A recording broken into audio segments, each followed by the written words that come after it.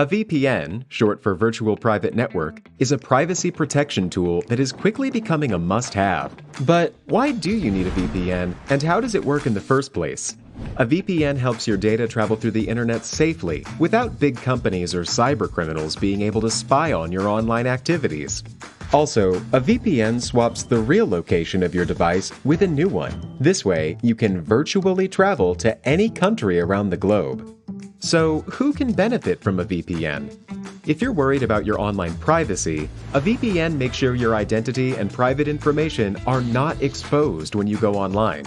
If digital security is your top priority, a VPN gives a nice additional layer of security. It encrypts your data so nobody could see what you send and receive. If you are a human rights activist whose freedom of speech is restricted, a VPN helps you to bypass censorship and speak to the world. Or, if you're on holiday in another country, with a VPN, you can bring your home entertainment anywhere you go. Here's a pro tip: check out Surfshark VPN. It has everything you need in a premium VPN, awesome speeds, and industry-leading protection that covers all of your devices. All you have to do is click connect.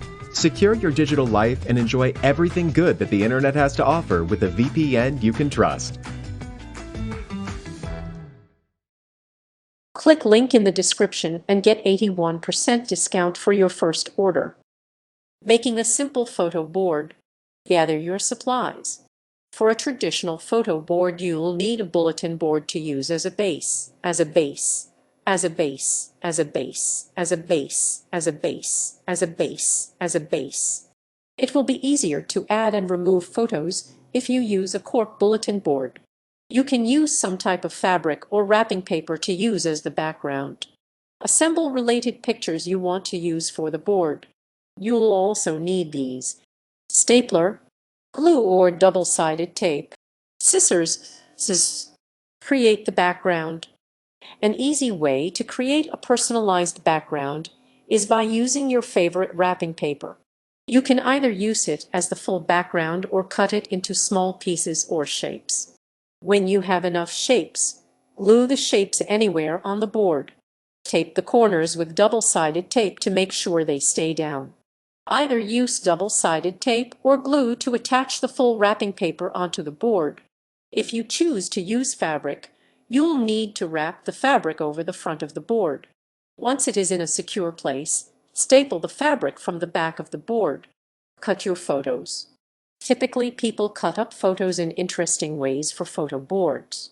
Cut out people's faces or cut the photos into shapes like a heart. You aren't required to cut up your photos if you'd rather preserve them. You could also try using craft scissors to create fun patterns and edges around the photos. Arrange the photos. Experiment with the arrangements of the photos on the board. Glue the pictures down hard to make sure they stays, and remember to tape down the corners with double-sided tape. Decorate the board. Think of the things you like and then cut them out from old magazines. Glue them down to the board, and if you are having problems with the corners, use double tape. Also, you can write out words that express yourself onto the board. Use glitter and gloss to add a sparkling effect to the board. You could also paint stuff onto the board using nail polish. Crafting a ribbon board. Gather your supplies. A ribbon board is a photo board that secures photos and materials with ribbons instead of tacks or adhesives. You'll need a bulletin board that has a cork base to make it easier to pin photos into. Go to a crafts store to get a roll of low-loft batting, which will give padding to the front of the board. You'll also need the following: fabric of your choice, at least 10 yards of ribbon, scissors, stapler, pins. Measure and cut the batting. Unwrap the batting from the roll and place it over the bulletin board. Leave about 1 inch or 2 of excess batting overlapping the board. Cut the batting with scissors. If the batting isn't wide enough to cover the full board, cut out additional strips to fully cover the board. Staple the batting. Use your stapler to secure the batting to the board. Fold the overlapping batting over the board and make all staples from the backside of the board. Stretch out the batting slightly to avoid an uneven distribution. Use your scissors to trim off excess batting. Only trim batting that is loose from being stapled to the board. The front of the photo board is the side with the batting exposed. Measure and cut your fabric. In a similar fashion to the batting, drape the fabric you choose over the board. It is important that the fabric covers the entire board. If your fabric isn't big enough, consider using a larger fabric. Leave about an inch or two of fabric overlapping the edge of the board.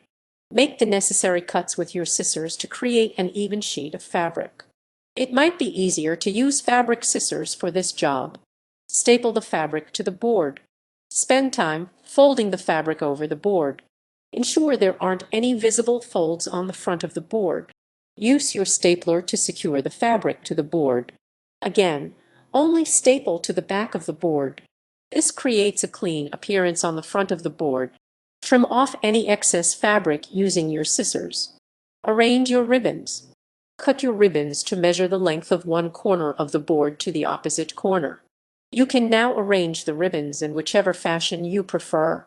One of the most popular patterns is the crisscross pattern. You can make this pattern by spreading out your ribbons evenly at an angle. Then, place your remaining ribbons at the opposite angle on top of those ribbons. A successful crisscross pattern looks like a series of diamonds. Use anywhere from 8 to 16 strips to create a crisscross pattern.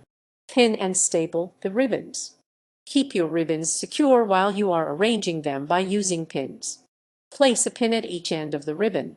Once you're satisfied by your arrangement, staple the ribbons down in the same way you did for the batting and fabric.